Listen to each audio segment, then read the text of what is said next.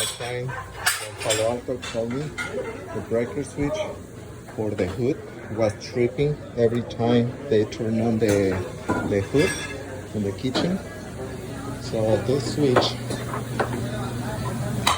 when they turn on, this is the kitchen.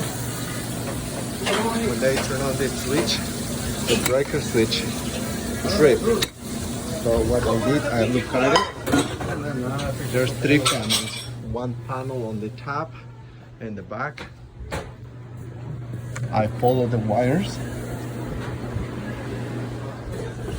So this was the breaker switch was tripping. After looking the wires, what we noticed, the issue was not the kitchen. The problem was the pressure lower. It's outside.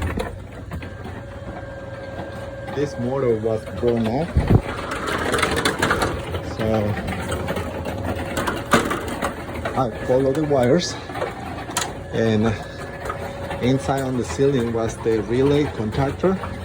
So this is the motor I replaced today. So when the breaker switch trips, usually the wires is doing ground or the motor switches. In this case, the motor from outside, it was the issue. So this job is done. I'm going to put everything back.